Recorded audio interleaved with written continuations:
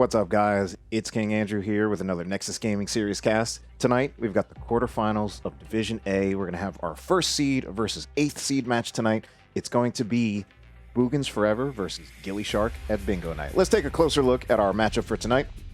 So, as we can take a look at our matchup, as I said, it's going to be the first seed versus the 8th seed. So, pretty necessarily, first seed versus 8th seed matchups are normally going to be very David and Goliath-esque. One team has a history of performing quite a bit better for the season.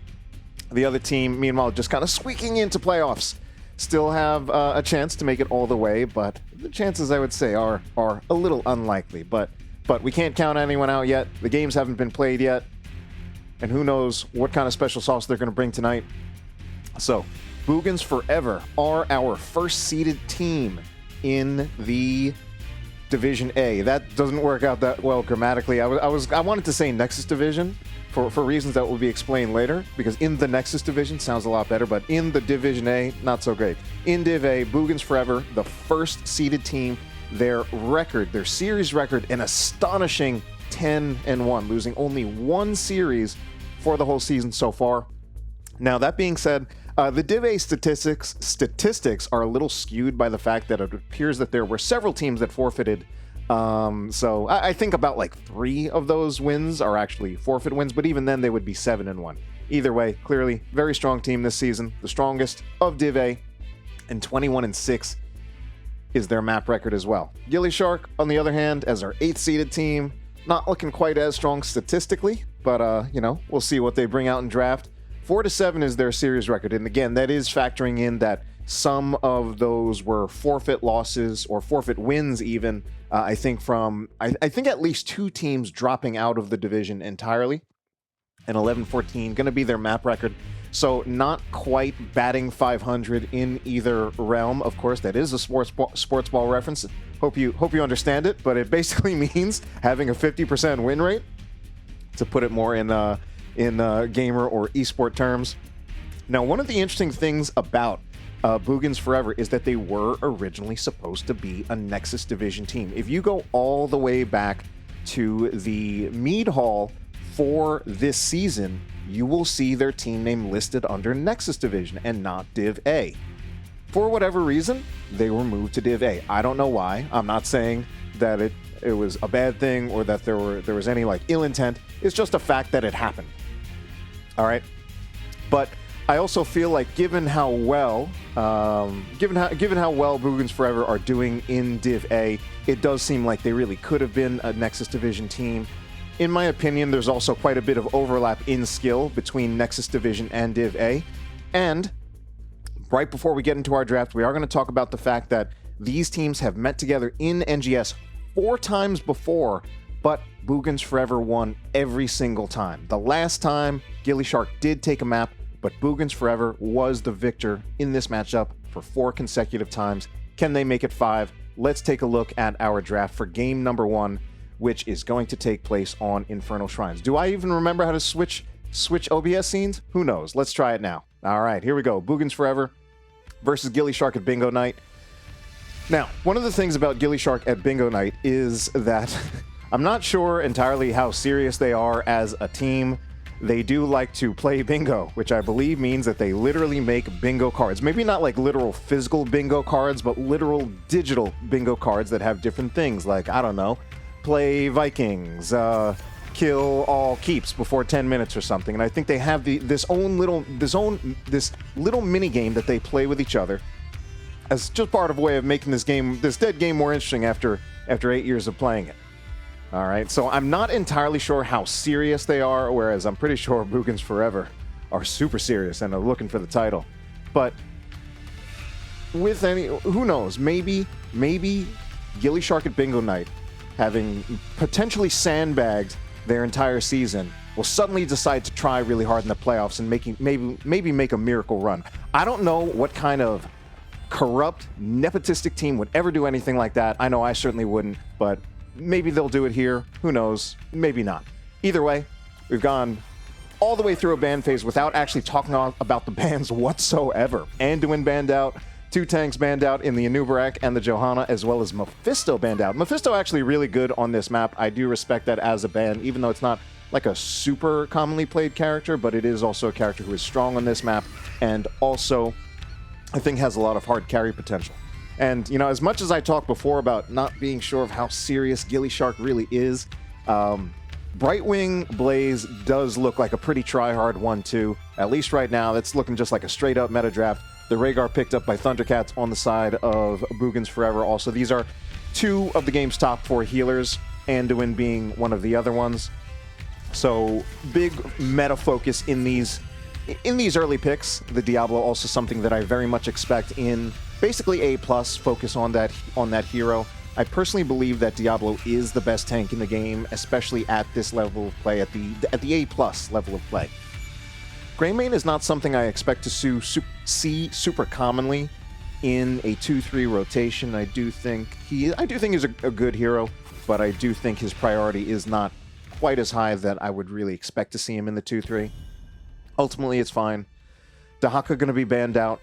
That does take 2 of the game's 3 best offlaners off the board. Probably one of the most interesting things that we see here is that there is no focus on Hogger, that he has not been banned, that he has not been picked, despite the fact that we're in our secondary ban phase at this point. The last possible ban, we most likely won't see Hogger picked up on the side of Gillyshark at Bingo Night, but it would not be unreasonable to throw Hogger in there, even with already having the Blaze picked up at all. Hogger just both incredibly strong as a hero in general, and also incredibly strong on this map. I really do expect Hogger to be a first pick, first ban hero on this map, and it could just be something where these teams don't prefer to play the hero. He's not super easy to play. Junkrat is going to be our final ban for this game number 1 as Tychus and Falstad are picked up. And this is, yeah, like I said before, this is looking like a very reasonable draft out of Gillyshark at Bingo Night. It doesn't look like they're going for anything too crazy. It kind of looks like they're just trying to win the game. And you know what? Who can blame them? I love winning. Who doesn't? All right, last 2 picks going to be picked up by our blue team tonight. Boogans Forever. What are they going to close it out with? The Leo and the Medivh. Oh, man. Diablo Medivh. Now, Diablo Medivh is a super try-hard combo. I think it's very powerful, and it's a tough thing to play around. I mean, Medivh in general is just very strong if you have someone who can play him competently. And the Diablo Medivh combo in particular is a classic going back to the HGC days. I think it's fantastic, and practically based on that alone, I'm kind of looking at the draft as going in their favor, and the ETC is going to be the final pickup for Gillyshark at Bingo Night. Whenever I see an ETC, I kind of have this feeling of what brought us to this point of having an ETC and not a better tank.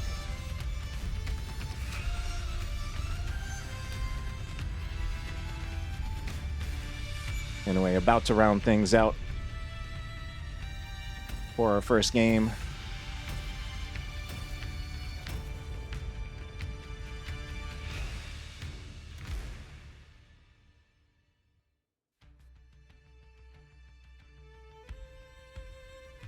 So the Diablo Medivh combo, incredibly powerful. You use the portal to teleport Diablo in, give him angles, also gives him a good way of getting out. You have some saving potential on the Force of Will. Normally, Diablo can sometimes get stuck in a position when he goes in and things aren't going well for him. We'll see how things actually work out in the game as I switch over to the correct scene.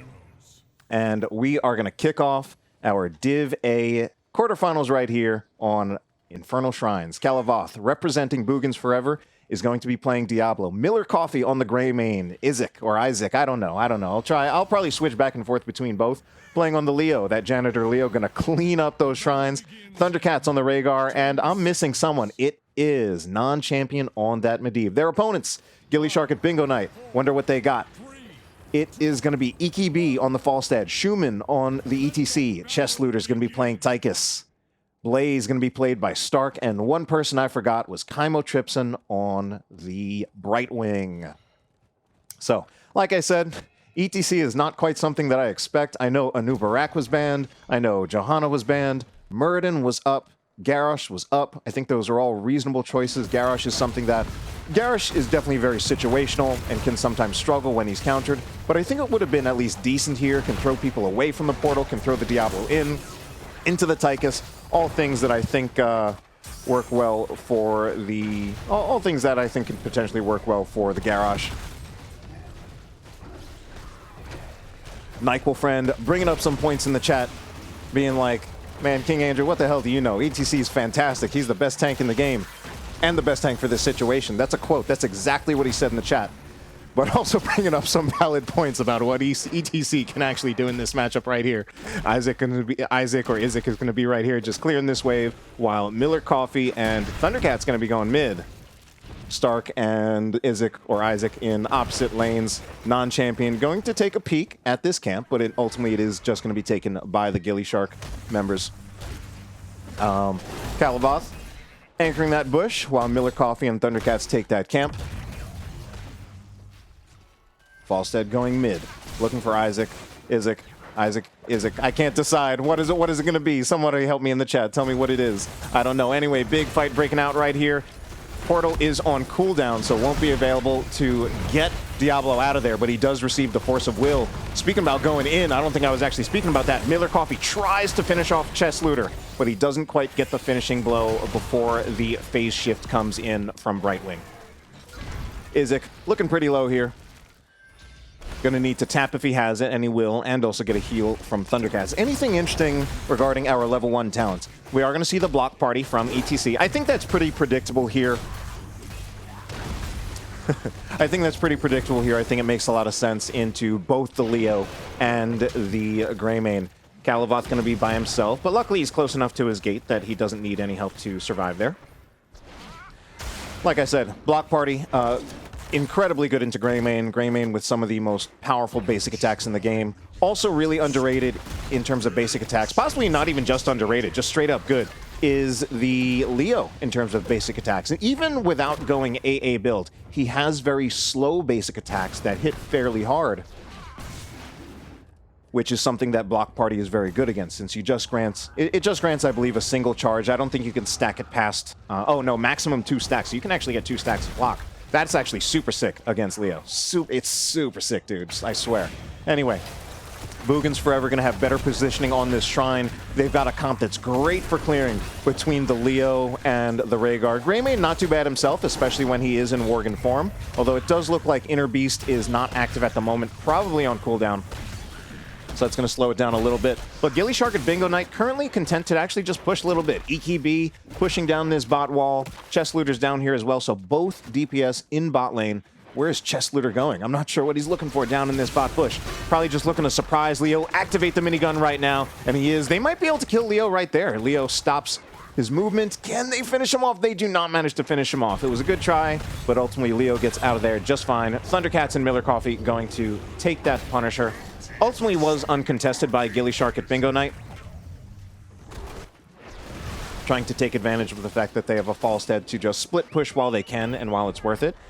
Meanwhile, Falstead attempting to fly but canceling it. Yeah, wasn't quite sure where he was looking. Possibly looking to help his team defend, but maybe they also wanted to keep him in. Now he's just regular rotating. Maybe that was just a fat finger and a mistake. Anyway, does this Punisher have another jump? It does. It jumps on 2, but it's a little too far in for Boogans Forever to follow up on it. Boogans Forever also not with much health left on that Punisher, so they will just back off. They get some decent enough value. Non-champion going to be aggressed upon by Blaze, but he ultimately does manage to get back into Burb form. Okay, this time it's Thundercats and Miller Coffee looking to take the bottom siege camp. Schumann's going to take a look, though, see if anybody's here. He sees, but his team is not close enough. They're also getting slowed down, getting the rotations interrupted. Schumann's gonna attempt to make the play. Chest Looter gets the damage onto Miller Coffee, and Miller Coffee is effectively out of this fight. Calavoth gets in there, but I think with them getting the jump onto Miller Coffee with that minigun, he just doesn't have enough health for them to really make a fight of it. With their only real DPS, certainly as long as Medivh is still looking to get those stacks on the Arcane Rift. 22 out of 40. Doesn't want to lose that, not worth risking those tendies just to see if they can get a camp. I don't even remember if he was even that close by. Isaac, meanwhile, taking huge amounts of damage. Now he's going back in. He can't decide. Calavoth, I wonder if he could have gone into a portal there. Looked like he just regular rotated and maybe didn't notice his teammate's portal. Possibly could have gone on EKB there. We'll never know for sure, or we will know when we take a look at the VOD.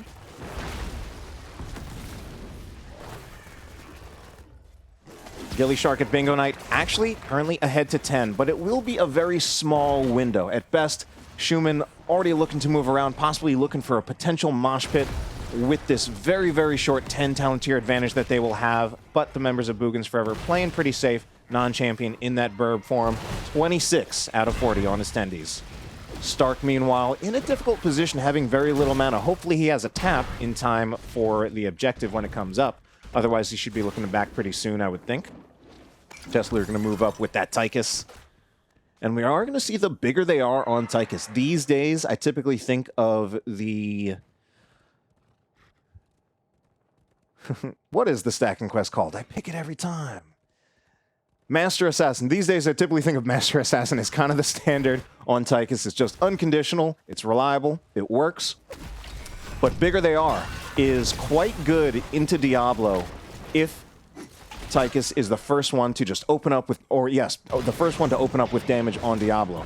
Between that 4%, oh my god, Schumann does get engaged on. Gust is going to save him, and so is this phase shift from the Brightwing. But that does mean they will have neither of these for the upcoming team fight on the Shrine, if they choose to make it a fight on the Shrine.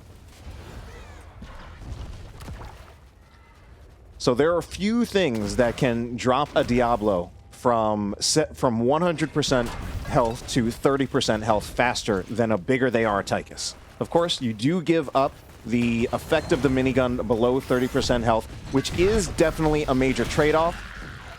So we'll just see how they can manage that. It's also another reason why I think Garrosh particularly good against Diablo with the Tychus, because you can really ensure that basically that first 70% of damage comes from the Tychus. Anyway, Isaac's super low, but he is a Leo, so it's not too bad if he dies first, and he won't. He'll get the Ancestral, and this is going to be the easy bake oven. The Entomb with the Lightning Breath, age-old combo.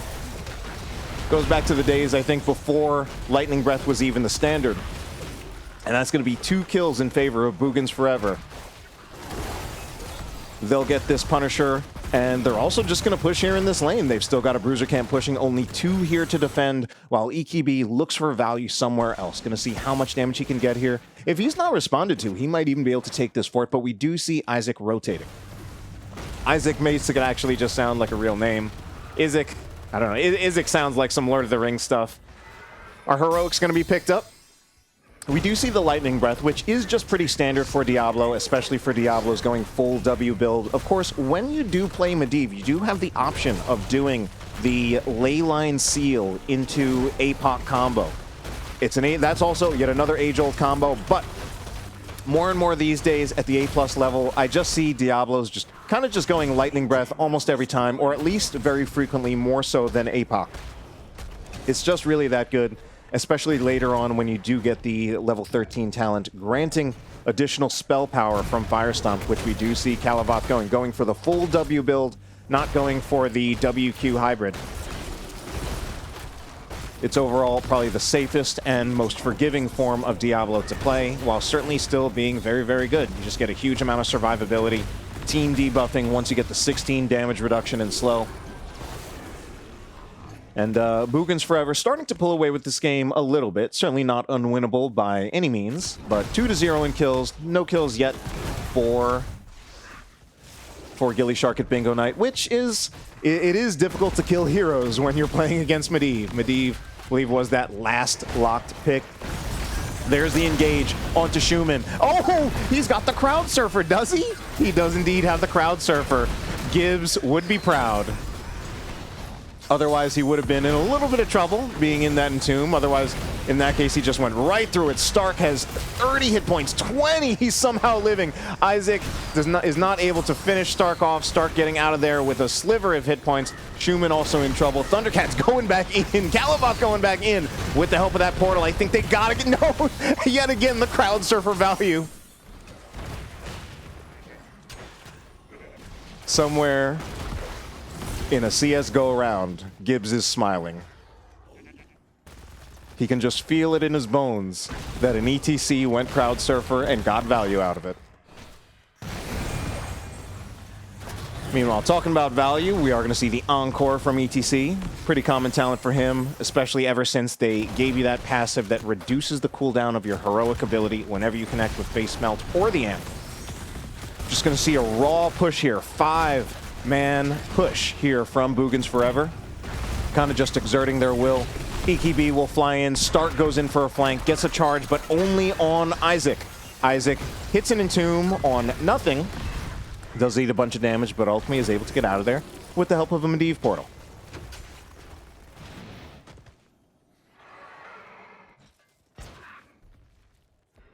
Kalavoth moving in. Schumann decides to just get out of there. Knows that he is a kill target, even though he's the tank.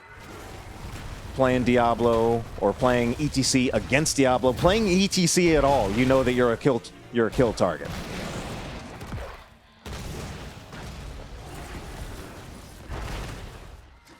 So, we don't see... Ultimately, right now, Boogans is winning, but it's really only ever so slight. We haven't really seen any major mistakes from Gillyshark. Some people might disagree with that. Certainly, they must have made some mistakes to be in the position that they are in, down 2 forts. But this is still a perfectly winnable game on both sides. We'll just see how things work out. The AA Falstead, by the way, which is something that is... I actually think a very good choice given that we have the Diablo. Of course, we do already have Tychus as a way of putting pressure on that Diablo, but I do not mind... I honestly don't mind doubling down on % damage and auto attacks when what you're facing against is a Diablo. Kalavoth, meanwhile, speaking of that Diablo, just going to anchor that bush while Miller Coffee and Thundercats take this shrine, potentially uncontested. Isaac just going to be drawing aggro, takes some damage, but is just able to get out of there. EKB kind of chasing him down. Oh, Blaze Charge interrupted by the Diablo charge. Whose charge is better? It's Diablo. Diablo has another one. Actually did go for Domination at 16 instead of going for the full Flame Stomp build, which I think, again, is fine. I think it's really the 13W that I think really synergizes so well with the Lightning Breath that those two need to go together. Big protects basically just mean that Diablo just has not been losing hit points. Now he finally is. Might he finally go down? I might jinx it. Does get another protect from non-champion, and that is yet another Punisher going in favor of Boogans Forever.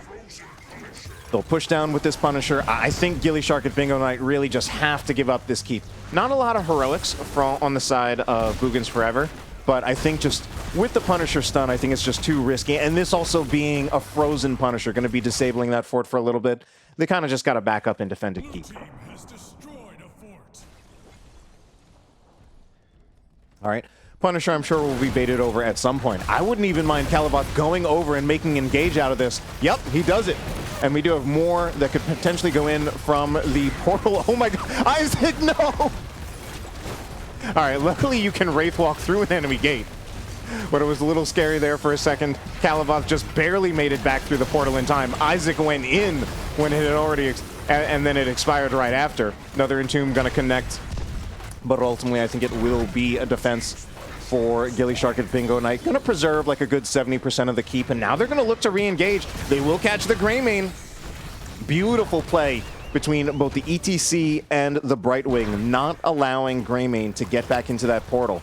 And Gillyshark and Bingo Knight will find their first kill of the game. Their first kill of only 3 kills in total between both teams. Meanwhile, talking about killing, they better kill these minions and these catapults, otherwise they're not going to have a keep.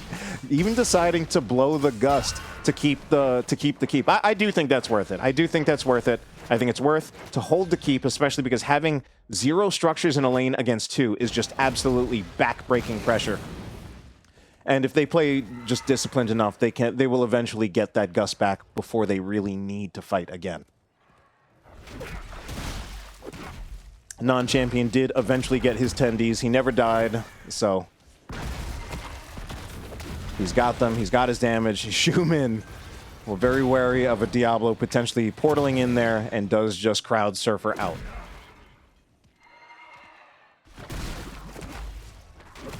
All right. Boogans Forever, just kind of painting the map blue. They've got, you know, I kind of feel like maybe it's a little worth it to try to defend the double siege camp. But on the other hand, I guess maybe they just don't want to find themselves getting into a fight pre-20 when they could just play safe and and wait for 20. Okay, Stark is not going to wait, though, because, of course, he is on Gillyshark at Bingo Night, who can't afford to wait. They really need to look for that fight before 20, so they kind of just need to unga-bunga around the map, look for someone, but, you know, at this Div A level, and especially from the top Div A team that could have been an Nexus team, maybe they just are disciplined enough to not give a fight. Like, it's even arguably worth it to just give this fort to avoid giving the pre-20 fight. It does kind of mean that it makes it easier for Gillyshark at Bingo Night to open a win condition through this bottom lane, but it is the safe play, ultimately, I think. Getting 20 and even giving the fort to get 20 instead of taking that fight. So now they have 20. Now they're probably going to look for the invade. We do see the portal being prepped. Portal even goes off, and it's just going to be the camp steal. Uncontested Calavoth once again, just anchoring those lanes. Non-champion looking around, getting vision for the team. Because Diablo can sometimes be caught out and killed, but that is why we do have non-champion just kind of roaming around, keeping vision on things, and being ready in a position that's not too close to Diablo to make sure that he can just portal on out of there.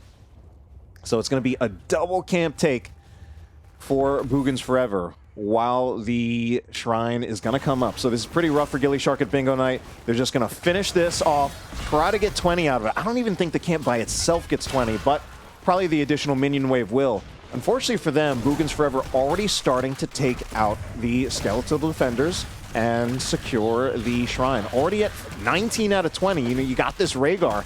He just clears the shrine super quickly. The Leo as well. What did Leo end up going at 13 and 16? Did go the AA Leo. I personally prefer this build.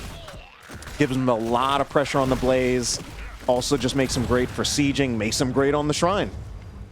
So, and this is a relatively open keep right here. Only like 60% of a tower remaining. The gate is open. Boogans Forever could potentially be looking to finish the game here off of this Punisher. Possibly looking for ley lines, possibly looking for entombs. Beautiful by Schumann, baiting out the Punisher jump. So nothing from the Punisher jump. Diablo is going to get polymorphed as he tries to go in, but does eventually wait it out and finds Schumann. The Gust is going to come in as well. Stark is super low. The ley line.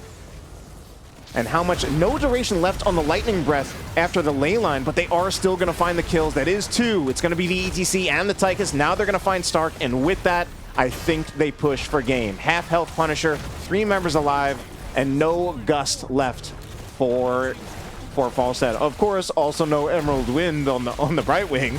Could potentially push them away. Just kidding. I approve of the Blink Heal 3000%. Anyway, game number 1 going to be going in favor of Boogans Forever in our quarterfinal matchup of Division A.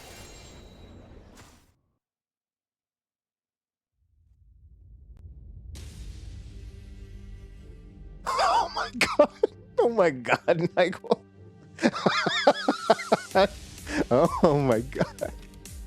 I can't. It's too good. And especially what's great is it only works because I kept on calling him Isaac and not Izek.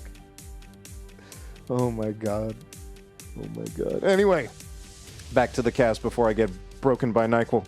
Taking a quick look at our talent builds right here. Did have that AA Leo with the Entomb in the end. The increased duration on Leyline Seal. The Medivh cheats. A lot of expected 20 heroic picks. Pretty much expected down the line. Ultimately, Boogans Forever playing up to their reputation and their potential. I don't think Gillyshark at Bingo Night was completely out of it, but just wasn't quite able to make something happen. We'll see. Perhaps a different tank next game. Of course, ETC. Although I think there is some merit to how ETC can kind of disrupt the portals a little bit.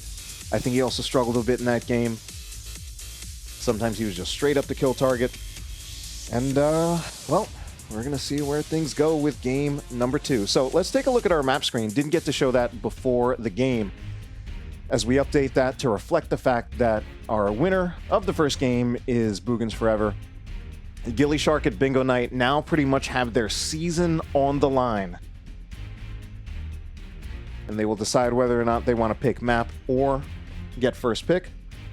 So if we take a look Boogans Forever did ban out Battlefield of Eternity and Sky Temple. A shame. I always love to see Battlefield of Eternity. Sky Temple's a snooze fest, so I don't mind.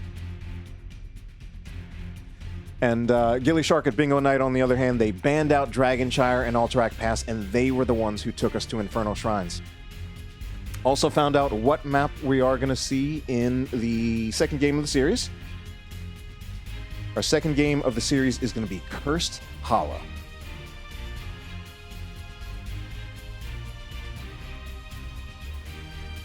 And this map was picked by Boogans Forever, so that does mean Gillyshark at Bingo Night gonna have first pick. All right, boys and girls, I'm back. It's me. It's King Andrew. I am a Heroes of the Storm player. I'm a Nexus Gaming Series caster. I'm an ARAM enthusiast. I'm a former school teacher, and I'm a voice actor. It's wonderful to see you tonight. I wear many hats. I do many things. And we've got Div A. Div A, pretty high level. I talked before about how I personally felt that Div A and Nexus are actually pretty similar to each other in skill level. And I brought this up in part because Boogans Forever could have been a Nexus Division team. They were originally placed in Nexus. If you go back to the beginning of the season Mead Hall, you will actually see their name listed under Nexus Division. For whatever reason, they were moved to Div A, and now they are the #1 team in Div A. Who could have seen this coming? But I still feel actually that the two divisions are pretty close to each other in skill level. I've scrimmed a few Div A teams. I've scrimmed a few Div A teams while playing on a Nexus team, and I've lost to Div A teams. In fact, I have a losing record to Div A teams in scrim while playing on a Nexus team. Not even nepotism and corruption could save me there. We'll see if possibly it could somehow save Gillyshark at Bingo Night as we go to Cursed Hollow in this game number 2 of the series. Let's get into it.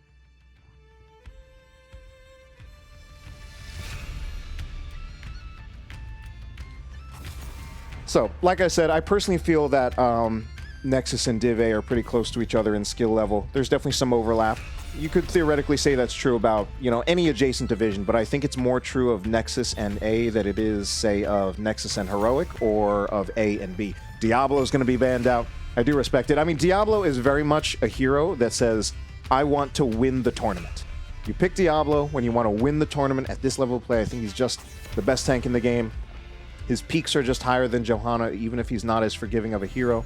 Meanwhile, the Dahaka, great global value, also going to be banned out. Speaking of Johanna, she's actually going to be picked up by Stark. Diablo not available. Neither is the Anubarak. Tell you who was available, though. Genji making it through this draft.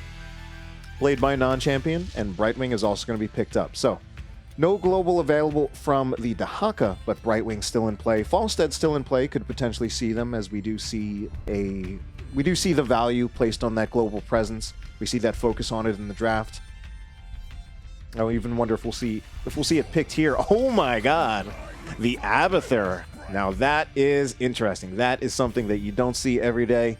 I confess, I really don't fully understand how Abathur compositions work. On the one hand, I do kind of think of the question now of like, well, what's going to be the clone target? If it is going to be a clone target. I do feel like, I don't know, it really depends on what the rest of the draft is. So we're going to see the Zeratul banned out. Some potential clone targets are up. Greymane is a very classical clone target. I believe Jane is a valid clone target. Unless it's going to be a Monstro, which we'll see. I kind of hope not. I think the clone is a little bit more exciting. But we'll see. Final ban for Game 2, potentially of the series, going to choke out the tank picks. So this could be a little tough for Boogans Forever. What is even left? Garrosh is left, but that's usually not too strong into Johanna. We're looking at like Tyrael. We're looking at, Jesus, what is even left? The tank pool is just so thin. There's definitely something I'm forgetting that's actually just fine and is actually just good. I feel like there's at least one tank that's still pretty solid that's missing. Greymane going to be picked up. Isaac, this time going to be on the Blaze. So still actually holding their tank pick.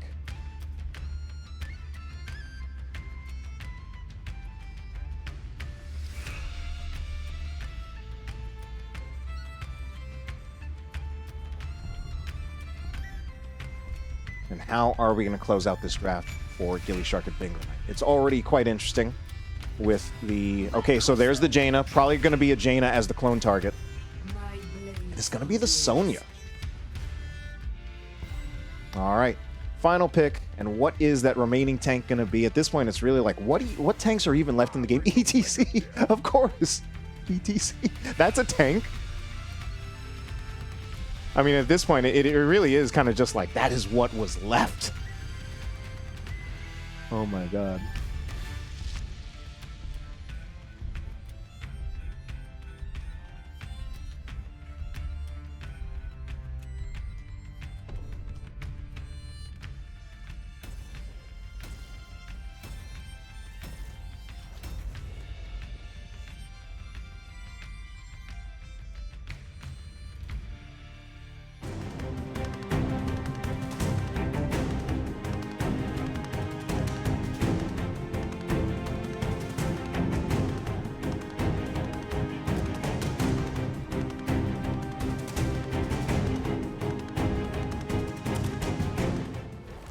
All right, ladies and gents, game number 2 in our quarterfinal matchup between Boogans Forever, our first seed in Div A, currently leading 1-0 in this series against Gillyshark at Bingo Night. On their tournament life, on their season life, Thundercats going to be playing as the Bright Wing. Miller Coffee on the Grey Main yet again, non-champion on the Genji this time. Califoth going to be on the ETC, and Isaac is going to be on the Blaze. Their opponents, Gillyshark at Bingo Night, once again, on their season life. EKB is going to be playing, I can't even see what that is. This is just like a complete mess of pixels. It's the Jaina. Jesus Christ. The Dreadlord Jaina on top of the Epic Arcane Lizard is basically just like completely unintelligible. It's just a mess of pixels. Stark is going to be on the Johanna. Chess Looter on the Sonya. Kaimo Tripson playing as the Rhaegar. And here is the Slug. Schumann going to be burrowing to the rest of his team. All right, then. So in the previous game, I asked the question of, like, what are the circumstances that led us to picking ETC and not a better tank? This time, it's actually pretty clear what those circumstances were. A lot of focus on tank bans in the draft, not picking the tank up a little bit earlier, and kind of just picking ETC as basically what was the best of the rest. I mean, I think, like, the other tanks that were available were, like, Tyrael, Arthas, and like Melganis. There's probably at least one more that I'm forgetting. Garrosh. Garrosh was still available, but I do actually think here that the ETC might actually just be better than the Garrosh. I'm not 100% sure, but I kind of do feel that way. Sonya's going to be receiving the hat from Abathur there, making life a little bit hard for Isaac. Meanwhile, ETC going to rotate, is going to run into Chess Looter. And they're just going to back off from each other, just not want to having anything to do with each other. Miller Coffee and Thundercats picking up the hard camp, while Kaimo Tripson and EKB pick up the siege camp, the easy camp. So I do think this most likely... Wow, Chess Looter, my god, they're just bullying him out of rotations. And look at this trap right here. Okay, nice. You actually just put it under the camp, and then if you aggro the camp or attack the camp, the mines just trigger, and you just clear it a lot faster. And yet we still have 3 people committed to clearing the camp.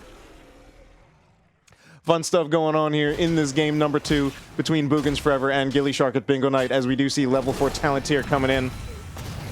Going to be the Shuriken Mastery out of Genji, going for kind of what is the meta Genji build these days with the Cyber Agility and the... Oh my god, big engage here onto Kaimo Tripson. Can he get out of there? Yes, he does. Just too close to the gate. Not enough damage coming out just from the Grey Main himself. Only 1 damage dealer. But non-champion is trying to take care of things bottom. Taking some damage from this Abathur hat. Gonna need to tap or get some heals from his healer. His healer, though, is up here. Probably going to hold out up here as long as they can, trying to get some extra soak and then teleport in when they need to. Looks like non-champion just chose to use his tap. Meanwhile, Blaze here. A lot of guarding of the rotations here. Meanwhile, Sonya looking to come in from behind. Might look for a spear here. Calivoth walks into the bush. The spear lands, but ultimately it's an ETC. Non-champion in quite a bit of trouble, but does just barely make it out. Problem is, he already used his tap earlier, so he's backing instead of... I feel like maybe... Okay, there... Right, yeah, there it is. There it is. I was expecting the phase shift to come in, and then they play this.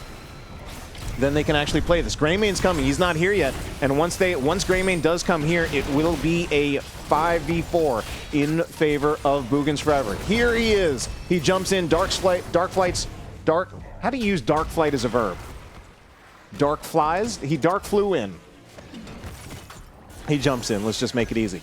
And just with Greymane even just showing his face there, Gillyshark at Bingo Night knows that they can't really continue that fight down. They're an Abathur composition, so they've only got 4 members. They'll have an Abathur hat making like 4.5, but they are kind of waiting for level 10, where I'm really expecting Gillyshark at Bingo Night, not Pingo Night, because that's not a thing, at Bingo Night to just go for the ultimate evolution. I really don't expect to see an evolved monstrosity here.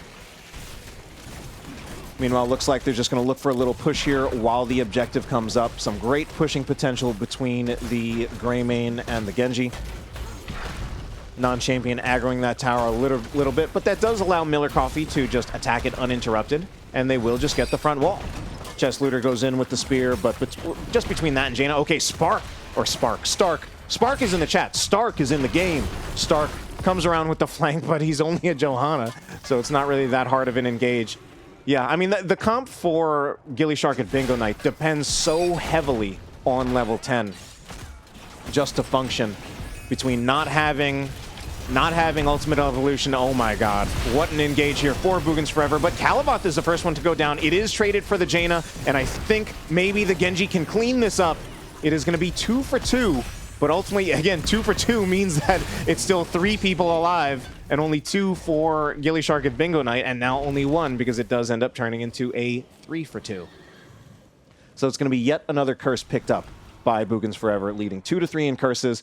Unfortunately, that is just, I think, just a disadvantage of the draft that Gillyshark at Bingo Night are playing. I think this draft can work. There definitely have been like classical HGC games played on Cursed Hollow with Abathur compositions. It's just not something you see that often. I think on the one hand, a big part of the reason why Abathur compositions are pretty uncommon is that we don't really have true professional play. It's a difficult hero to play, maybe not so much on an individual level, but certainly on a team play level where you have all members of your team on board with the game plan of an Abathur composition. I think it's just not really that common. But it is indeed going to be that Ultimate Evolution picked up, the Blessed Shield, the Leap. Yeah, I mean, oh my god, looking at this comp, I almost feel like Gillyshark at Bingo Night should not have even bothered trying to contest the first couple tributes. I think they really should have just like pushed in other lanes. Leap gonna go out, and I think they're gonna find a kill there onto Brightwing, who didn't stand a chance. And they still hold the Ultimate Evolution, so I think they can still continue to fight this because they'll actually be the ones with a 4v5 advantage. Blaze really good at stalling. Genji's gonna have the next stall. Did not use his, I'm pretty sure that is a 20-second cooldown though for Cyber Agility instead of the 6-second. So that is a little bit of a disadvantage for them, and I think at this point, oh no, they're actually still gonna play this. Calavoth goes in with the stage dive. It's not gonna be a mosh pit here. Stage dive goes in, they continue to play this, they have a global. There is the Ultimate Evolution. The Ultimate Evolution does not get any talents or heroic abilities, but it does get some combination of, I believe, attack damage buff, and I think also movement speed buff. We're gonna check that real quick. Bonus attack damage and bonus movement speed and bonus spell power. Ultimately, though, it's not enough to win them that fight, and they will lose the third tribute. They're also all here, and this is going to be easy for it taken bottom in favor of Boogans Forever. Blessed Shield goes out. It does go wide. I think if Gillyshark at Bingo Night really still want to play a fight, I think they still can between the Leap and the Jaina, especially if we're looking at Boogans Forever kind of just being split on the map. Like, they could go for something here. I would not care. I would not, but we don't have the Leap because Sonya's in a different lane. Meanwhile, Genji's just kind of doing Genji things. Split pushing in positions where that would be illegal for other characters due to his superior mobility. We are also going to see the wall taken out, obviously destroying that vision for Gillyshark at Bingo Night, but I'm actually not sure. Those walls are good to keep up for Greymane because it can give him another point of escape.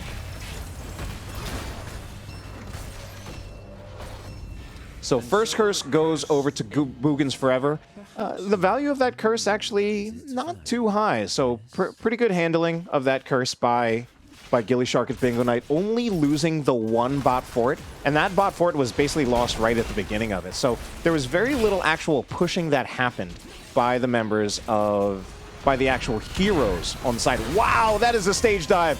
Goes in, a leap goes in as well, looking for the Genji, but he is just going to protect himself, and now the Sonya is in trouble. She will get the ancestral healing. Miller Coffee does manage to jump out and has 55 spell armor, but Calavoth is playing as ETC, and this hero is made of papier-mâché, and he does go down. Schumann, meanwhile, just going to get some free siege with that clone. All right, and then with that team fight win, Gillyshark at Bingo Night going to look to pick up their boss. I also wonder if this could actually be contestable by Boogans Forever. I think it honestly could be, with the timing that it is on this boss, the timing of ETC reviving with stage dive, and the fact that it would be a 4-on-4 anyway because clone is down, because all heroics are down. So yeah, I think Boogans Forever could have played that fight on the boss. I'm going to go as far as to think I kind of feel like they should have. But they didn't for whatever reason. It's also possible that just straight up they didn't know. They didn't, which, I don't know. I don't know. I think it's also just the kind of thing that I have the benefit of just having this bird's eye view, being a spectator, not being in the game myself. I just thought that was a potential that Boogans Forever could have played that. But let's move on. Just like this boss. This boss is going to be moving on soon into the next life, and it is being burned down by Greymane. Fairly low value of the boss, which is just something that kind of happens into a Greymane. Non-champion going to be taking this bush right here. It's 3 to 4 in kills, actually in favor of Gillyshark at Bingo Night, but another fort is taken down in favor of Boogans Forever. Boogans Forever also with a very slight lead in experience, so they will get to level 16 first. Thundercat's backing up, possibly a little concerned about getting engaged on here. He smells it. He sniffed it out. Some of my favorite adverbs, or those are not adverbs, some of my favorite verbs to use while casting. All right. So, finally, we're going to see Isaac walking right into... Oh my god, you know what else we have in this game? We have the blinding of Isaac. In this case, we had the blessed shield on Isaac instead of the blinding. Maybe the blinding happened too.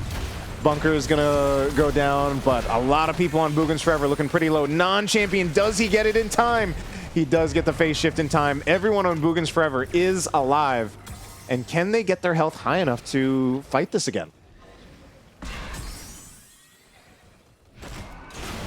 All right, Calavoth goes in, does hit 3 with that power slide. Big follow-up from Isaac on the Blaze with the jet propulsion. And the first kill actually kills both ways.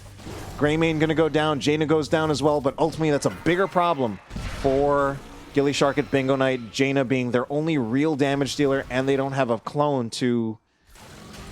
They don't have a clone either. So, just going to be a boss take here for Boogans Forever. Now, unlike the last time, I do not feel at all that there is any world in which Gillyshark at Bingo Night play this, but maybe they are. They're going to look for it. They don't have a real damage dealer. They're just going to... Oh, did they have clone? They don't even have clone!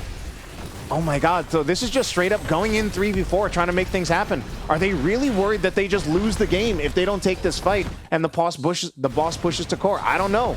But the bunker's getting huge amounts of value, except for the fact that Isaac and Calavoth are so low. And oh no, we have Johanna again, once again, turning this into the blinding of Isaac. And somehow, Gillyshark at Bingo Night win a 3v4. What is going on? Through a bunker, they're gonna get a boss. And perhaps this is just the kind of sauce they need to turn this series around. Win a desperation fight that they have absolutely no right winning.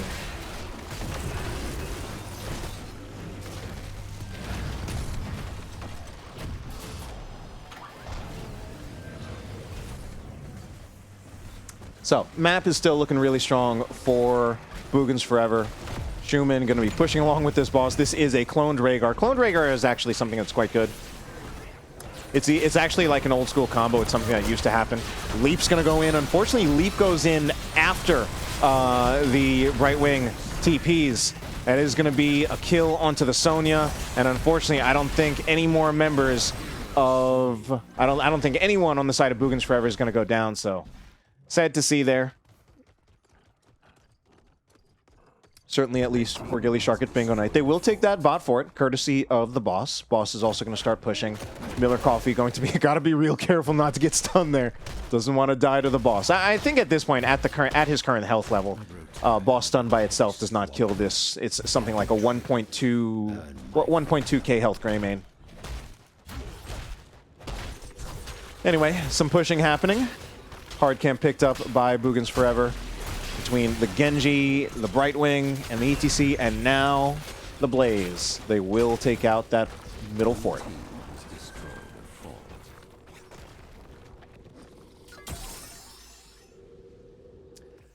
All right. So non-champion is going to be the first around to the tribute. It does once again mean that Boogans Forever going to have the positional advantage on this trib. And Gillyshark can't even contest it. So it's 2-3. Just kidding. It's 2-1 in tributes in favor of Boogans Forever. So one more tribute does result in another curse. Whereas Gillyshark at Bingo Night going to need 2 more. That's just some easy maths for you. Bless goes out, but I feel like his teammates are pretty far away. EKB trying to get here. Oh, but there is the ETC stage diving in right onto the Jaina. I feel like maybe the Welly should have come out earlier. Trying to fin as well as the ultimate evolution. The Monstro is not here. That wasn't picked. Instead, we're talking about the clone. Clone is already gone. So this is now just a straight up 5v4. Calavoth looking a little low though. He is playing that ETC. Non-champion goes in. Doing a lot of damage to Chymotrypsin, but Chymotrypsin runs out like a wolf. Wolves are faster than all other animals, except for all the various animals that can work as a mount. Yeah, we don't see the increased movement speed at level 1.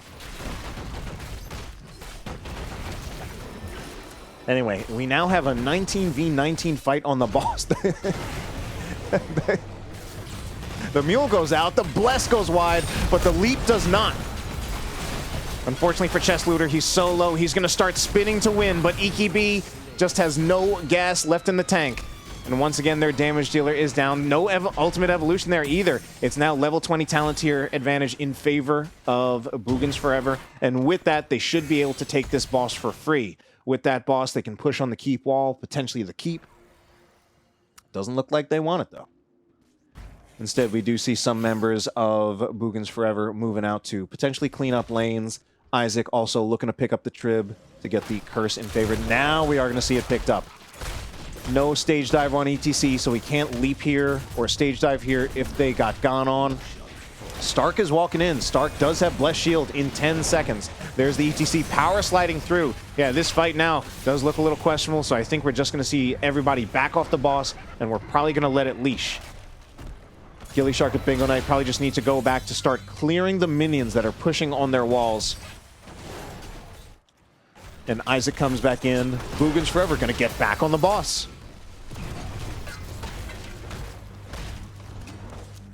Okay. Gillyshark, like if this is a fight on the boss, Gillyshark at Bingo Night can absolutely play it. They've got everything up. It's just about the best fight they're ever going to get. Maybe not ever, but at least it's one of the best fights they can get. Okay, ults are going out. Ancestral goes out early, but it is the level 20 Farseer's Blessing. So many circles are happening.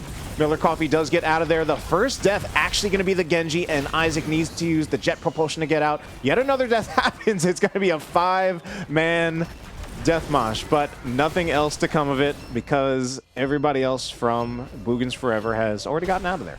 Let the curse end. So we finally are going to see the boss taken. And Gillyshark at Bingo Night certainly making a game of this game too. Last game, kind of just like a slow but methodical eventual win for Boogans Forever. This one a lot more back and forth. In fact, we even have a kill lead in favor of Gillyshark at Bingo Night, courtesy of that last team fight. And with that, what can they get? I think they're probably just going to be looking to get second boss, just boss to boss. Nothing really that I think prevents them, question mark. Genji is up in 10 seconds. Actually, this boss could be a little questionable. It depends on how soon they can get here, and do they really want to bother with it? Because this is going to be pushing on a partially damaged keep. At this point, they're definitely not going to play it, but I do think there was room to play this boss for Boogans forever. We had ETC coming up with stage dive. Genji was going to be up, I think, in time. And I don't think we had heroics ready yet.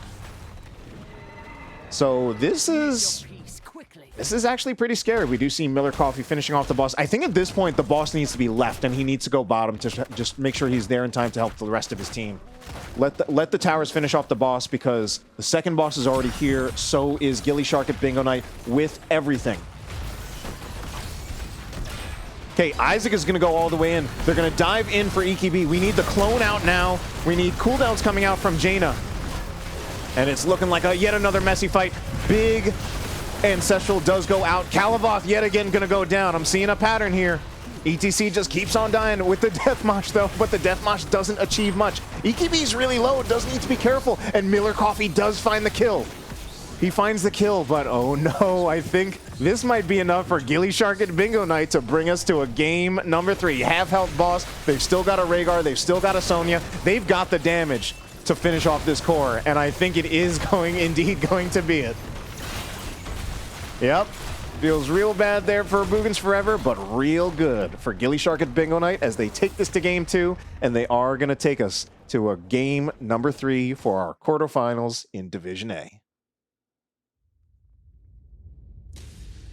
All right, well, this is actually turning out to be a great series. I was definitely a little bit worried about doing a first seed versus 8th seed. There are times when that just works out as when that just ends up being a clean 2-0 in favor of the higher seeded team, especially when you're looking at 1 to 8. When you're looking at things like 3 to 6, especially 4 to 5 is usually typically really even.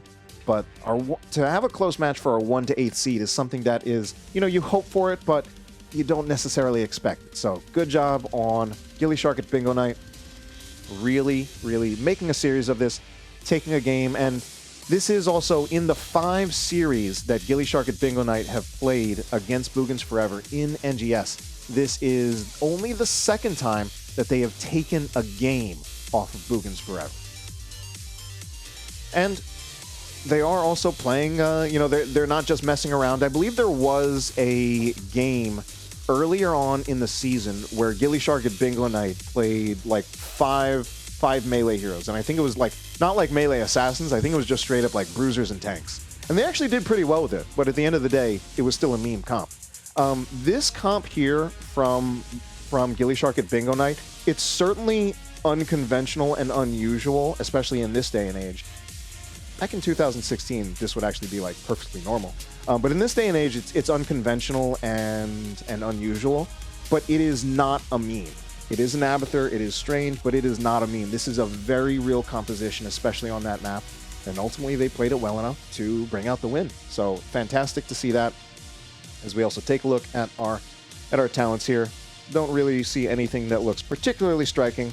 Abathur builds, I don't know well enough. I believe we do have an expert in the chat, a Nyquil friend who might know a little bit about Abathur builds. And I do have our final map of the series ready to go. Now, this is potentially... let's actually look back here. So this is potentially this is now actually tournament life, season life for both teams. And this is a position that I, completely honest, did not expect us to be in. And, sorry if that sounds like I'm throwing shade on Gillyshark at Bingo Night, but, all of the documentation here, all of the notes, all of the evidence really points to Boogans Forever just really looking like the stronger team. Like I said, they're our first seed with a 10-1 series record. 21-6 in maps. Gillyshark at Bingo Night, 4-7 in series, and only 11-14 in maps. So one team has had the better season by far, and yet Gillyshark only needs to win one map right now to completely knock Boogans Forever out of the tournament.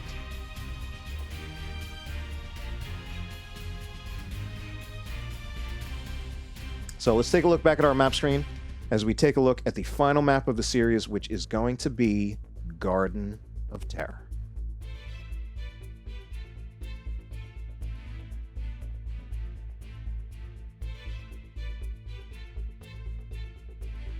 So Garden of Terror was picked by Gillyshark.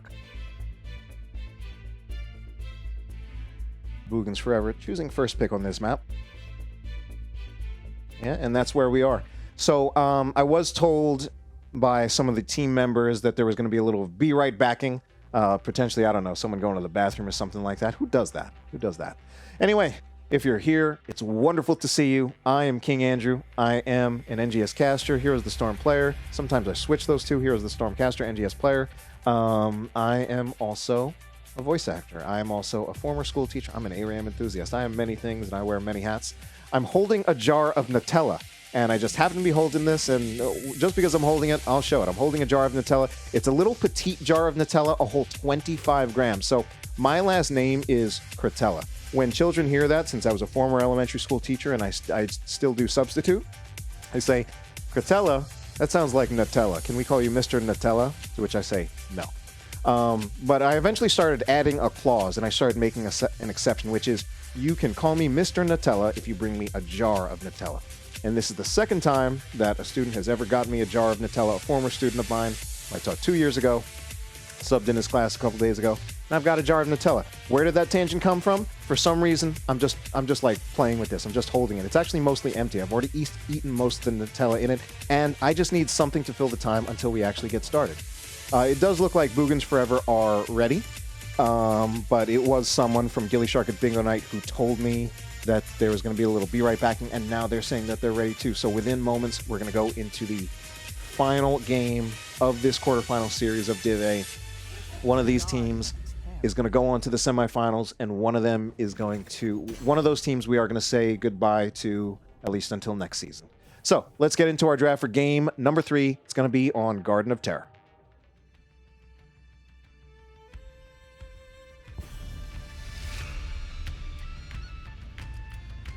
All right, so I will tell you one pattern that I see in these games, which is that so far, ETC is 0-2 in this series. So I'm really gonna harp on my anti-ETC propaganda. I really do think he's like really, really weak.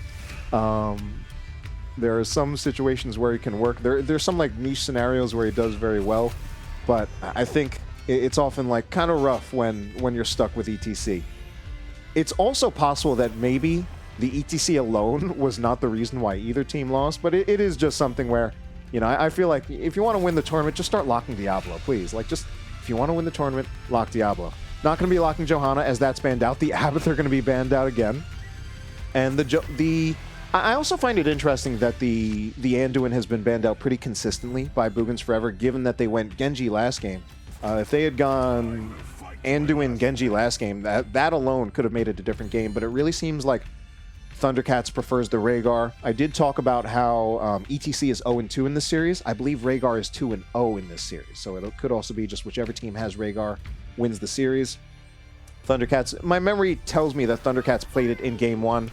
We see a pretty clear healer focus by both teams, both the Rhaegar and the Brightwing. Those might have been the only healers played in this series. And meanwhile, we're going to see the Hogger picked up. Fantastic hero, and also obviously really, really strong at picking up mercenary camps, which is extremely important on this map. We're going to see the Dahaka and the Falstad, so double global pickup by Boogans Forever. That is something that's really powerful, getting both of those globals in that 1-2 rotation. Just kidding, in that 2-3 rotation.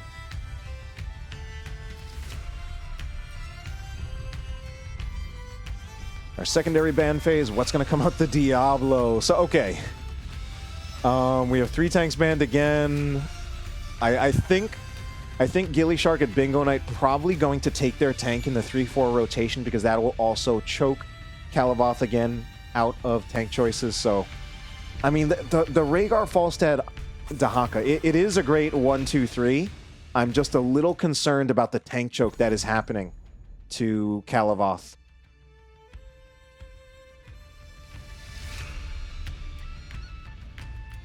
I think kind of the way tanks work in this game, where I think it does get to a point where there are so relatively few tanks in the game, certainly compared to like other roles, especially DPS, where I think you can really find yourself in a corner. Stitches. So that was the tank that I couldn't think of before, who I actually think is pretty good situationally. Obviously, he certainly is very situational, and he can also struggle depending on the circumstances. And I also think Stitches is quite good on this map. One of the things about this map, Garden of Terror, is that it is a objective channel map instead of like a point control map. And that is where I think Stitches is a little bit stronger, because you can just wait for someone to start channeling the objective, and then that makes for an easy hook.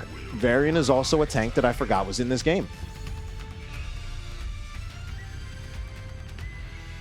And the Varian also something that I think works reasonably well. Normally, most of the top 4 healers in the game, talking about Rhaegar, talking about Anduin, and Lucio, can be fairly good at preventing a Varian from getting value.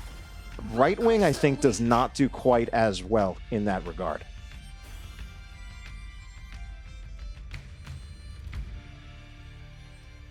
Meanwhile, Greymane also going to be played by Miller Coffee for the 3rd time this series.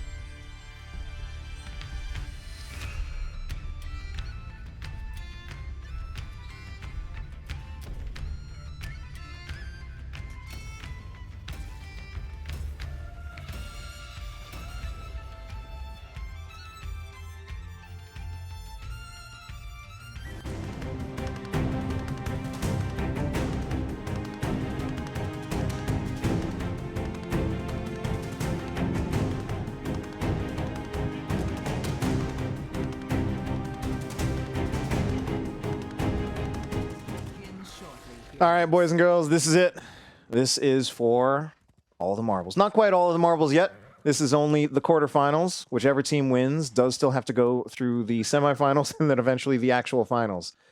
Non-champion is going to be here playing Falstad, representing Boogans Forever, who's certainly looking for that, certainly looking to get to the finals, I would imagine. Calavoth on the Varian. Isaac is going to be playing as Dahaka this time.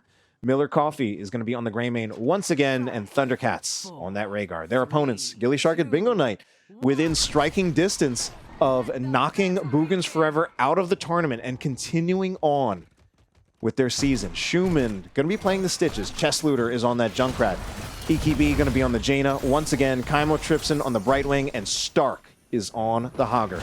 Meanwhile, just some damage going to be done down here to the bottom towers. 2v5 mid doesn't result in any kills in favor of Gillyshark and Bingo Knight. But one whole tower taken down just from the push of that Greymane and that Falstad. Obviously, Greymane just doing huge amounts of damage in Worgen form. Quickly able to take out a tower. Falstad, no slouch himself. But, yeah, I mean, trying to decide which draft I like better. Ultimately, I do prefer the draft out of Boogans Forever. We have the double global. The Varian is something that is short range and really needs to just target whatever hero he can hit. But at least they have, I feel, a damage dealer combo. And even with the healer, they have the damage, I think, to kill any target. If they want to just taunt Stitches and kill him, they can do that. Non-champion, though, gonna be flirting with Stitches a little bit himself. Maybe he's smelling him. Maybe he's sniffing him. Hopefully not. Stitches doesn't smell very good, so I've heard. Let's take a look at the talents. So, yeah, the double global, the blow up on the taunt Varian, all things that I think are great. A lot of split push potential between the global and the Greymane, as well as great camp taking potential with the Greymane. I don't think the draft. I think the draft for. I think the draft for Gillyshark and Bingo Knight certainly does have a lot of positive merits. Also great at camping. Some global as well. One of the concerns I do have about the draft for Gillyshark and Bingo Knight is that they don't have like a real auto attacker. So their ability to pressure and kill heroes like Varian and Dahaka is greatly reduced. It's not impossible, given that they are playing a Stitches comp, and I think the Stitches is really the thing that kind of really makes it for Gillyshark and Bingo Knight to really still be in this. With the Stitches, with the isolation, with the Junkrat follow-up. If they make the isolation, they can still kill Varian or Dahaka. Miller Coffee on that camp, gonna have to get out of there, but it's Brightwing who's gonna go down first. Schumann gonna go down. Just kidding, that's not Schumann, that's Kaimo Tripson. Mixing up my Gillysharks. So Miller Coffee was low on health, but ultimately makes it out there just fine. Love to see the Greymane love. I'm a big fan of Greymane myself, although I'm not someone to usually play him 3 games in a row. as I just kind of prioritize other heroes that I feel are probably better overall, safer. But I do love Greymane. He's one of my favorite heroes, one of the most fun heroes in the game, in my opinion. Thundercats clearing the... What are these called again? There was a name for this before, especially before the rework of the map. I forget. But either way, clearing these defenders, clearing the monkeys, trying to get the objective. Doesn't quite get it yet, but really has to be careful. The entire team for Boogans Forever has to be careful. It's hard for them to just channel an objective between the Stitches and the Junkrat. So we see Calavoth and Miller Coffee trying to block for Thundercats, but it's just not happening. Now Thundercats is super low on hit points. EKB coming in with a bit of a flank, but he's by himself here. We are going to see Kaimo trips and getting tongued, and does get pulled out by Schumann. Isaac kind of stuck.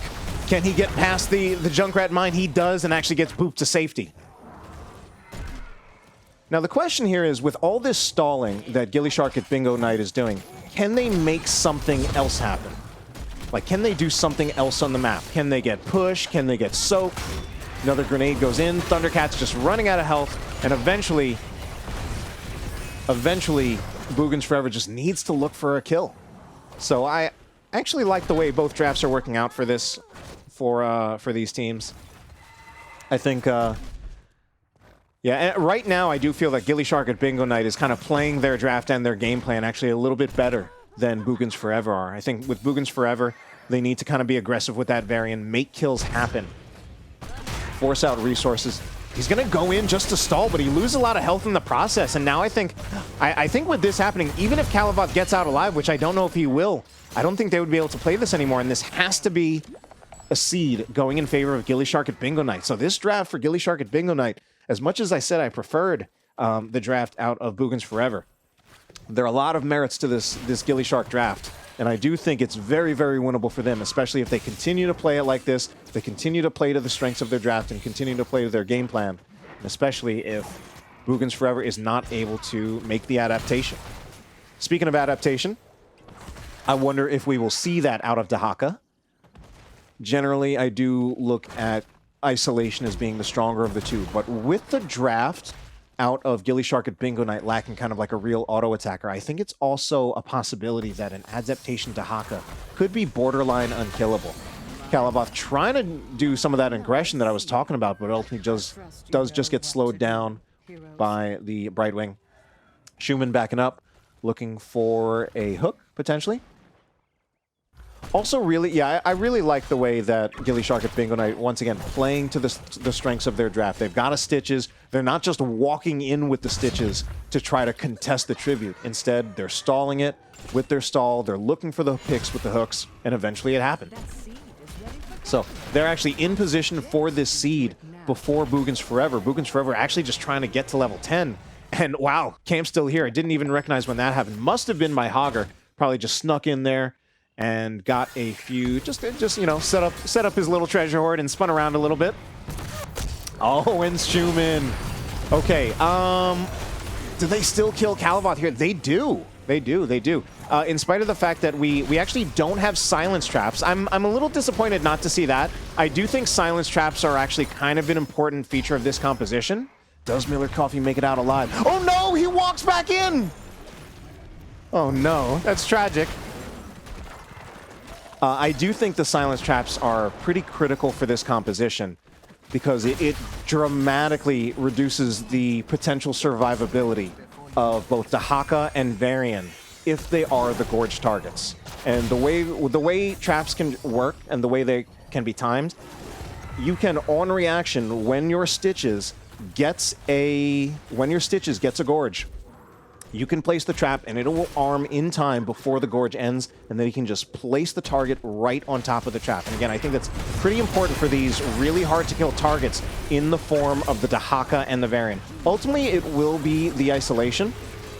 You know, I was calling before, would it be an adaptation? I think the I do personally believe the Isolation is generally the stronger of the two ults, so I don't mind seeing it. And there's also the question of, like, but does Isolation really save Dahaka if he's, you know, behind an enemy wall and has been gorged? Possibly not.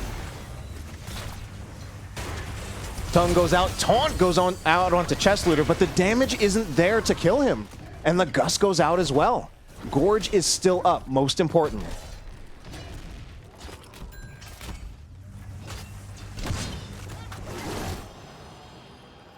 Non-champion going to retreat, possibly look for mana, possibly out. This thing doesn't get defended.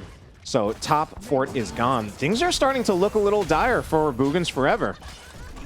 They're down in tributes, they're down in experience, and they are down in kills. And there is still this lane pushing up top. And this is where the objective, Jesus Christ, let's get the words right. This is where the comp for Gillyshark at Bingo Night truly excels. They don't even really need the objective that much. Oh my god, quite a, oh no. I think it's gonna be a trade here. Stark actually lives. Kalavoth does get the ancestral healing. Also gets booped in, gets booped out, and Chest Looter's the first one to go down, but they trade it for Kalavoth. Miller Coffee also looking pretty low. Isaac does manage to get into the bush, and I think with that, it will just be a 1-for-1. Problem is, with all this happening, this huge wave is going to be pushing top and will undoubtedly take the wall. I wonder how much damage it can even get on the keep if it is unanswered.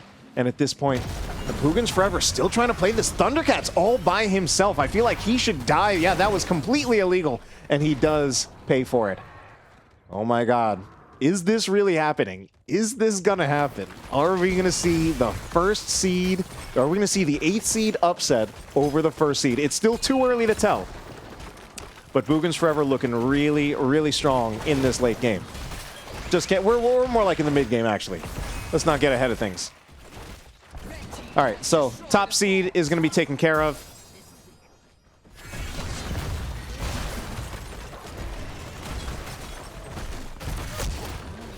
And we're going to see a 5-man push by Gillyshark at Bingo Night. They are up in experience, so they can kind of afford that.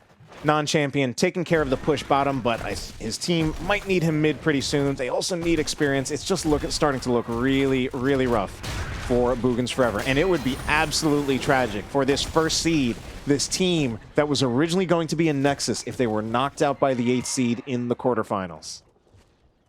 They stabilize for now, but they're down more than a whole level. They're going to get that camp, but it's also just going to be a free fort taken by Gillyshark at Bingo Night down in the bottom lane. Kalavoth is all by himself here. I think this is a little bit scary. Red team has destroyed a fort. And there's yet another camp that needs to be cleared in favor, or for yet another camp that Boogans Forever needs to clear.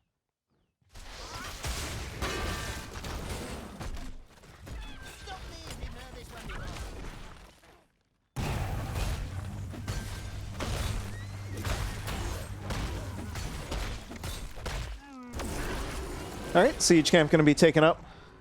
16 Talontier is going to come in, and oh, I was going to say this is when Jaina truly comes online, but we don't have the Ice Flows. We have the Ice Fury Wand instead. Still a big power spike with the Numbing Blast and the Root. Not quite what I expected, and that is going to be a kill. Stark is going to go down, and so is Kaimo Trapson? No, it would only be Kaimo Trapson if he was playing as Junkrat. Got him. Anyway, level 16 Talontier also coming in for Boogans Forever. They will have the man advantage, so they are going to invade. And, you know, I may have jinxed it. I may have cast or cursed them. This could be the point in the game where Boogans Forever starts to come back as they have even things out in levels. They're going to start making some progress on the structures with this push right here. Prioritizing to push this structure while they still have that man advantage, and they'll actually just have Greymane on the objective by himself. So they take down the wall, but that's all they'll get for now. Schumann potentially looking for hooks, but he also is slowed. Yeah, nobody even close to that hook, sadly for him. Kind of just throwing it out into that bush, hoping someone was there, hoping they could get something. But ultimately, only a wall taken down, and maybe about 10% of this fort. So Boogans Forever stabilized. They at least get even in terms of experience, relatively speaking, but still looking really strong for Gillyshark at Bingo Night. Seed is about to sprout, heroes. Are you ready for it? So we have yet another seed. And just because of the map state, if Gillyshark at Bingo Night can just stall here, oh no, that's the main thing that really cannot happen. Yeah.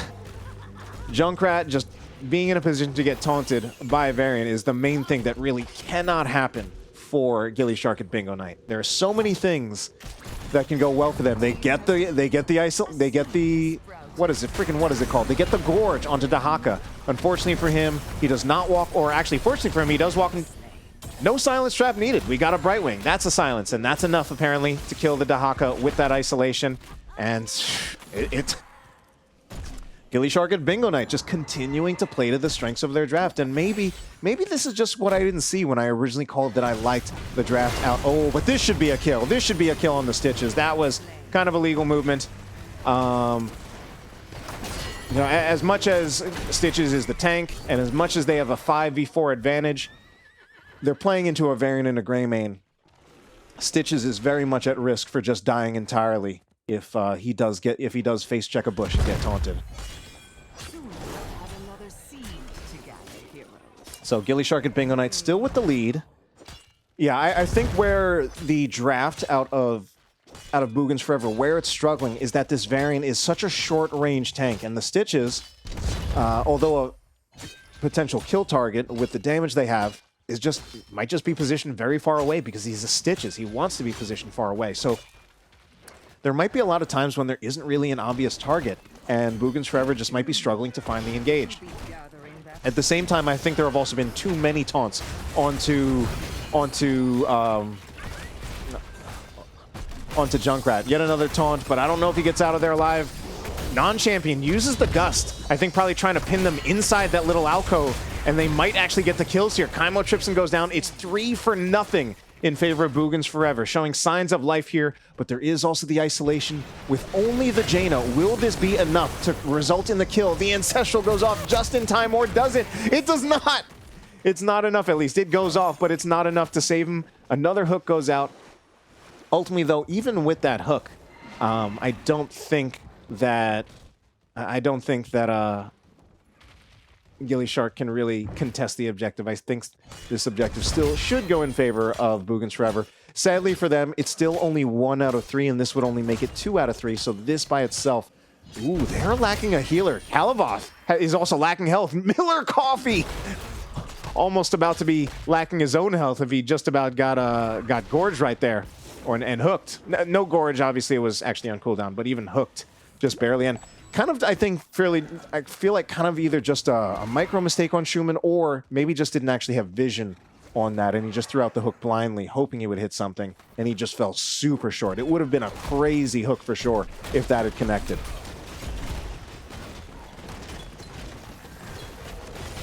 All right, quick camp taken by Stark and family. It is 2-3 in favor of Boogans Forever, and they do, well, they hit 20, but it's about to be 20 for Gillyshark at Bingo Knight.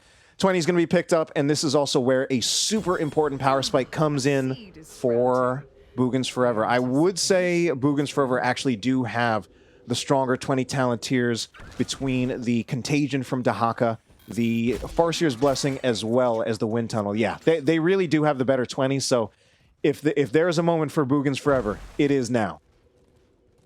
Okay, if either Dahaka or Falstad can basically find that initial engage, they can definitely win the fight. But I think the problem is they've got a camp pushing against them, so they're going to need to be really aggressive again, look for it, and I think it's more on the Falstad probably with that ability to fly. They're going to try to stall it out, try to give Isaac some time to clear this top wave. You know, moments like this is also the moments where champions are made. Like if Boogans Forever truly are the best team in this division, it is going to be like a comeback from them. There is the Wind Tunnel pushing Schumann into the wall. He doesn't die yet, though. And we also had the Riptire go out. It is not level 20 Riptire, so it is just going to be a full cooldown on the Riptire, opting instead for the Cannonball. That Cannonball going to give them even greater potential to stall, making it really, really hard to ever get a channel as long as they're alive. Stark goes in, possibly looking, I don't know, he's all over the place. Maybe he was looking for an angle where he could have gotten a nice, no, he doesn't have Shockwave. Just looking for something, possibly just looking to go through them. Hook connects, and Kalavoth, he does not have enough health to make it through alive. I don't think the Ancestral can get there. Miller Coffee's in trouble. He's going to have to use the Ancestral. And while all this is happening, we also see yet another hero dying. Missed that one. I was taking a look at this. Keep dying, and oh no. It's happening. It's happening.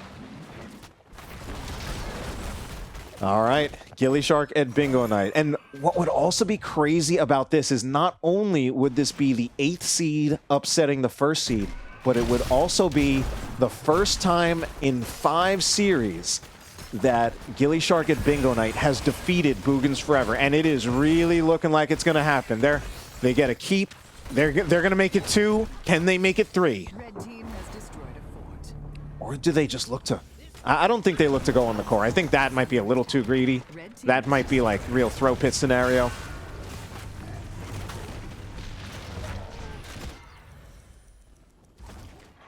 My God. I mean, we're getting really close to checkmate here. We've got 2 structures. I talked before about having 2 structures in a lane against none is just absolutely not baking, we're not making muffins here, back-breaking pressure. Luckily for them, they have a Dahaka, who is someone who can at least sort of handle it. They also have a Falstead, so they can clear the lanes a little bit, global in, but it's just looking worse and worse for Boogans Forever.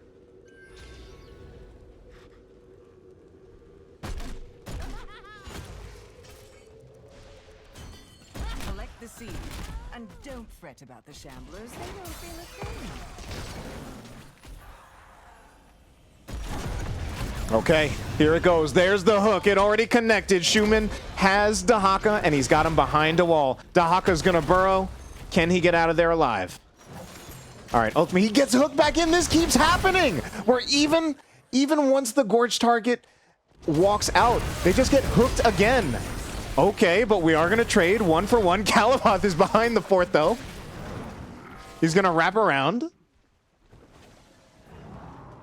What a game 3 that this is turning out to be. Oh no, this is tragic though for Boogans Forever.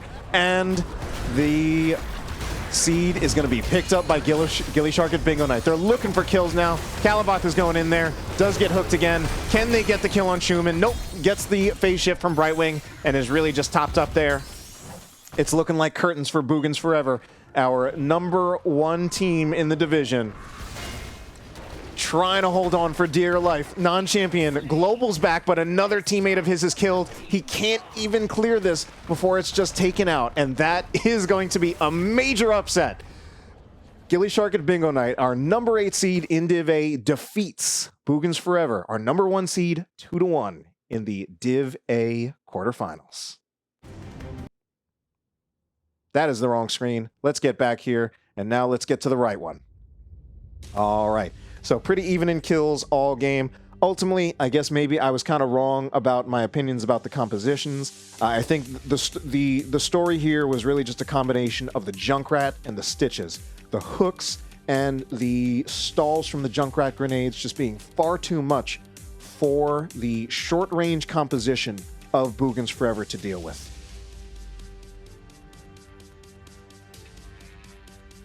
So, taking a look at our builds there, I still will personally stand by that I feel like the Junkrat should have gone Silence Trap, because the synergy with the Silence Trap on the Gorge is just so incredibly powerful, and again, especially when you're dealing with heroes like Varian and Dahaka, who typically have a lot of tanking cooldowns that make them very, very difficult to kill. In the end, a lot of the isolations they made were good enough. I'm not talking about Dahaka's ult right now. Just bringing them far back. A lot of those kills, though, did require that Schumann got a second follow-up hook on the Gorge target after it had already walked out. And credit to him for hitting that second follow-up hook, but I think getting the Silence Trap from Junkrat prevents the second follow-up hook from ever actually being needed.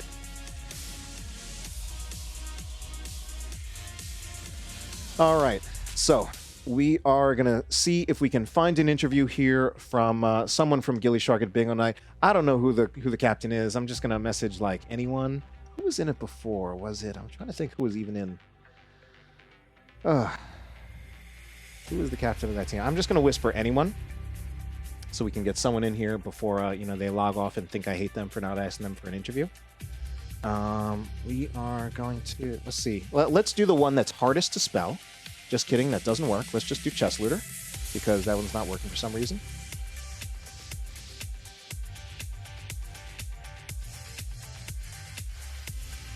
I will be in one of the lobbies, and we'll get our interview shortly with a member of Gillyshark and Bingo Night.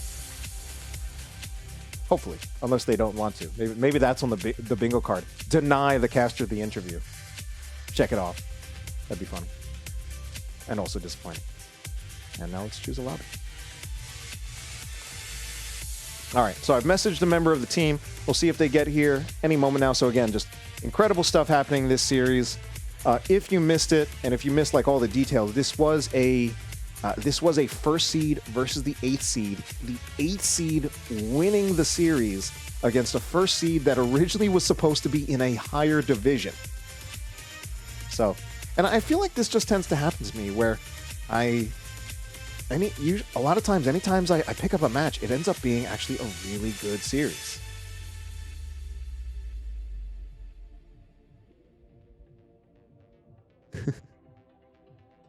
I mean, at this point, Hydra, I sent a whisper to Chess Looter. He was the easiest one to spell. It came up quickly. If you want to jump in here, fine. I'm in NGS lobby. I'm there. I'm here too. Sick. Is this the Lazy Hydra? This is him. Yeah. Nice. Welcome. Congratulations on watching your team win the game. Thank you. It was much more exciting than machine learning. Nice.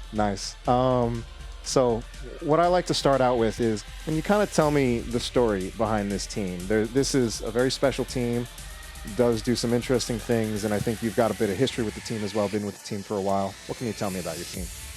Yeah, so Gillyshark at Bingo Night, as the name might suggest, is a bunch of old boomers who decided that the best way to have fun in playing HOTS is to let a bingo board decide what we're going to play. So Chess Looter and Stark, with some help from some others, I believe, but they're the main two, made a bingo website.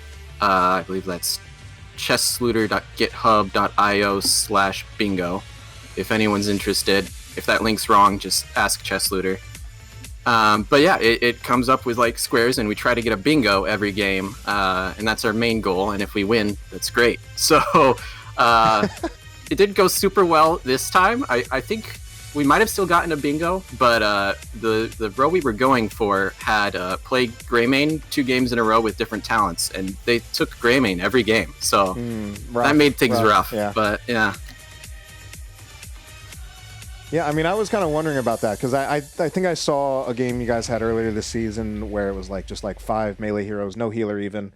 Honestly, looking at the way this series was played, it kind of looked like to me that like you kind of going a little bit nepotistic and corrupt, where it kind of just looked like, oh, you do your bingo thing during the whole season, and then it looks like you guys just tried hard in this series. Like if you just told me there was no bingo board and you guys were just drafting and playing to win, like I would have totally believed that too. I think a little bit of that happened because of the bingo getting sniped. That's kind of how we roll. Is if people deny our bingo, we kind of just go unhinged. I see. So it's actually their fault. They ruined the bingo, and that was their know. punishment. That was their punishment. Yeah. For those who don't know, Boogans are like our #1 scrim partner. Everyone over there, great guys, especially Miller Coffee. He loves dad jokes. Nice. But yeah, we're like, I know we're 0-5 in NGS or whatever you said, but I think we're like 50-50 in scrims. So we're happy to finally get one in NGS. Well, I mean, this one is your first NGS win. It's so I think now it's 1-4. This is the first one. All right. Well, we'll even it up eventually. All right. So what is the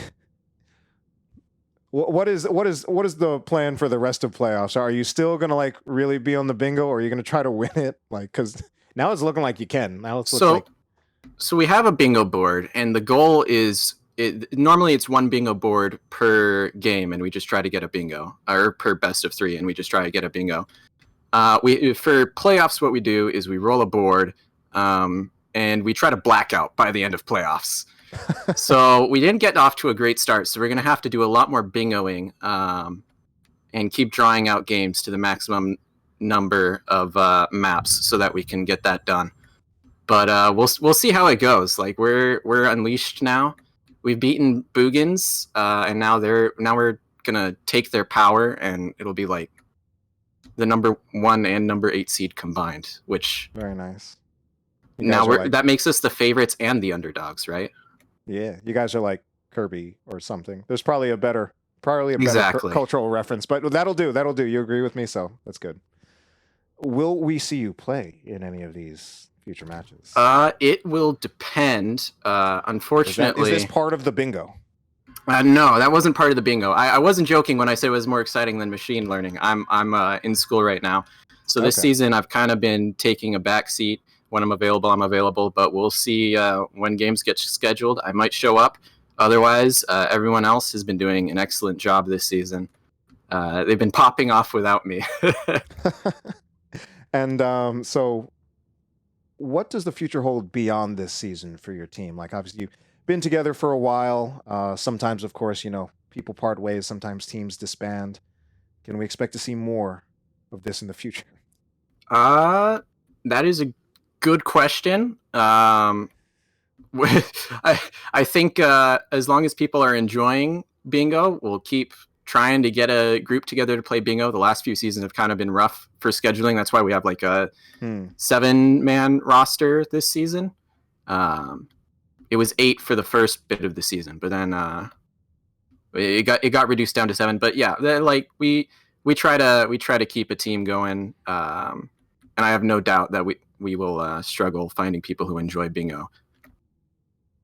All right. Sounds good. Well, I think we'll just about close this out. It's your turn for just any shout outs that you have, and then we'll say goodbye and good night. Absolutely.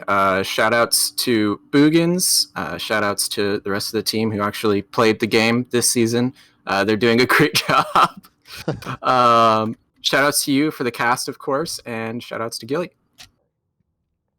All right. Thank you so much. Congratulations on your victory. Good luck seeing if you can make it all the way to finals.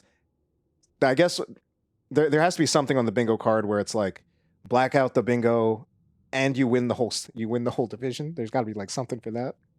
Oh yeah, I'm sure we'll come up with a trophy or something. All right. Well, good luck to you and have a great night. Thank you. All right, boys and girls. So that is it for our Div A matchup for tonight. But it is not it for Nexus Gaming Series casting, and it's not even it for me. I've already signed up for another cast for tonight. I'm going to be back in about 50 minutes for a Div D West match between Fountain Snipers and Cosmos. It's going to be another first seed versus 8th seed. I think it would be incredibly unlikely and surprising if that one also is as exciting and has just such an unexpected result as this one. But either way, I will be there, and hopefully you will be too. We will take some time off for now. I'll probably cut the stream, but I will literally be back on streaming in 50 minutes. Now only 49. But if you're not able to come back, just going to let you know, I'm King Andrew. I'm a Heroes of the Storm player, ARAM enjoyer, NGS caster, former school teacher, and a voice actor. It's been wonderful having you tonight. Wonderful watching this series, playing this series. I didn't play this series. I don't know what I'm talking about. Wonderful casting it. We'll just stop it there because otherwise I'm just going to ramble on. Have a good night. See you in 48 minutes.